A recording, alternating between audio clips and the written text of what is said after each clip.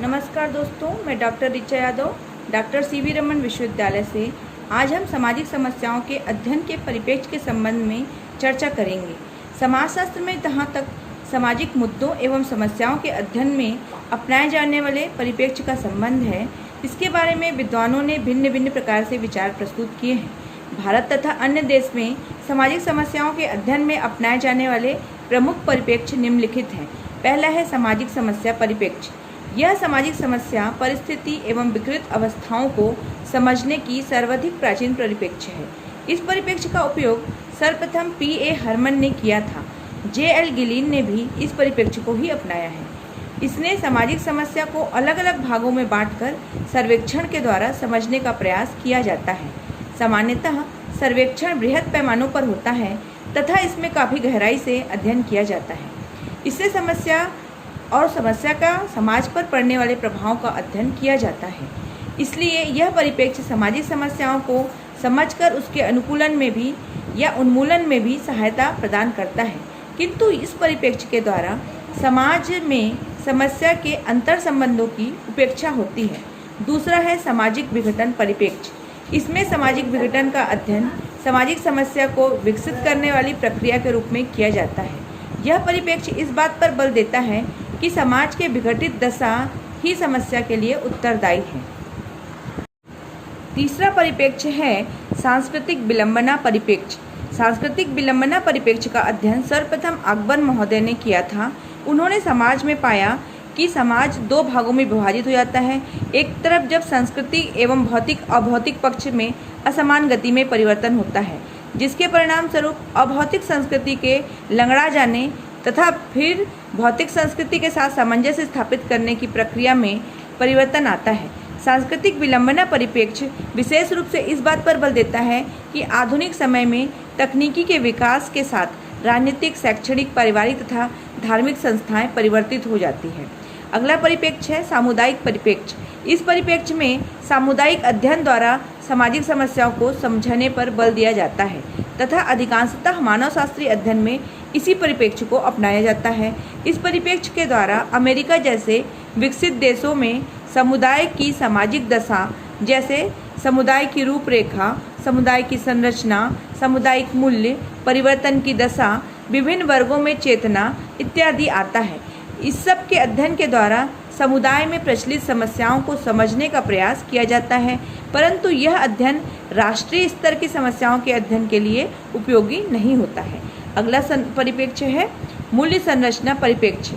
इसमें मूल्यों में संघर्ष पर बल दिया जाता है तथा यह देखने का प्रयास किया जाता है कि मूल्य किस प्रकार सामाजिक समस्याओं को विकसित करते हैं और किस प्रकार इन समस्याओं के निवारण में बाधा उत्पन्न करते हैं।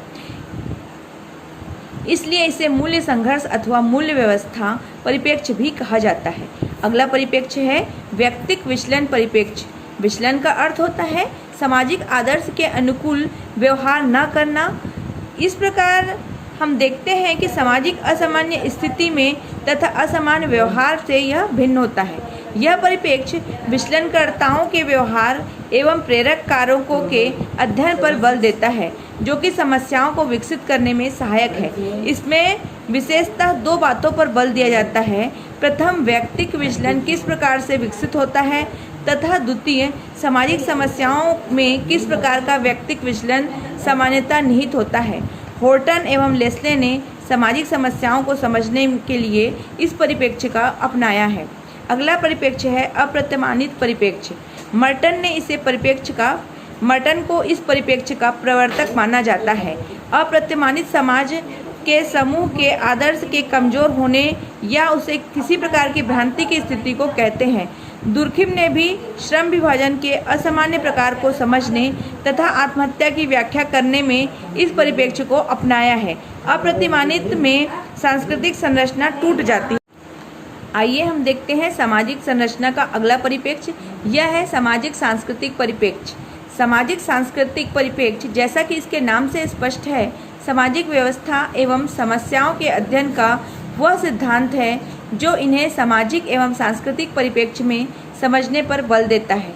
अन्य शब्दों में कहा जाए कि यह परिप्रेक्ष्य सामाजिक सांस्कृतिक परिस्थितियों द्वारा सामाजिक व्यवहार एवं समस्याओं को समझने का प्रयास करता है। समाजशास्त्र के अतिरिक्त अन्य सामाजिक विज्ञानों के रूप में शिक्षा शास्त्र एवं मनोविज्ञान में भी यह परिप्रेक्ष्य अत्यंत प्रचलित होता है। उदाहरणार्थ मान लीजिए कि हमें इस बात का अध्ययन करना है कि क्या निर्धनता से मानसिक असंतुलन विकसित होता है अथवा क्या सामाजिक असंतुलन व्यक्ति को निर्धनता की ओर ढकेल देता है। ऐसे मुद्दे के अध्ययन हेतु यह परिप्रेक्ष्य अत्यंत उपयोगी होता है।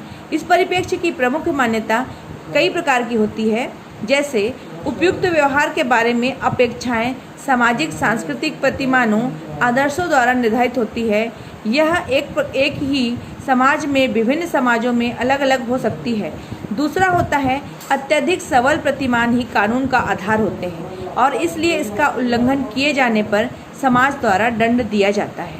समाज में पाई जाने वाली समस्याएं आक्रामक व्यवहार तथा हिंसा समाज के इतिहास, परंपरा एवं संस्कृति के प्रकार होते हैं।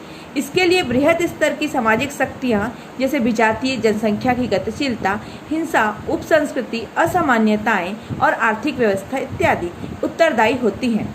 अगला हम देखते हैं, यह परिप्रेक्ष्य व्यक्ति के आंतरिक अथवा मनोवैज्ञानिक कारणों के स्थान पर बाहरी शक्तियों को सामाजिक व्यवहार एवं समस्याओं का कारण मानता है। पारिवारिक परिप्रेक्ष्य, यह परिप्रेक्ष्य असामान्य व्यवहार एवं समस्याओं का कारण परिवार के सदस्यों में पाई जाने वाली अंतःक्रियाओं और संबंधों को मानता है। इसमें अंतरपीढ़ी संरचनात्मक चतुरता तथा अनुभव परिप्रेक्ष्य को सम्मिलित किया जाता है।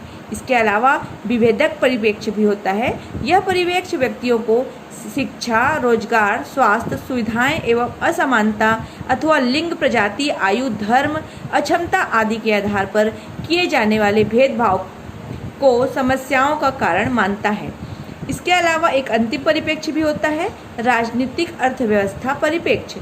इस परिप्रेक्ष्य में सामाजिक मुद्दों एवं समस्याओं के विश्लेषण का दूसरा प्रमुख पक्ष या परिप्रेक्ष्य कहा जाए राजनीतिक अर्थव्यवस्था परिप्रेक्ष्य है, जो राजनीति एवं आर्थिक कारणों को अधिक प्राथमिकता देता है। यह परिप्रेक्ष्य मुख्य रूप से उत्पादन, वितरण, वस्तुओं के उपभोग, राज्य की भूमिका आदि कारणों पर बल देता है।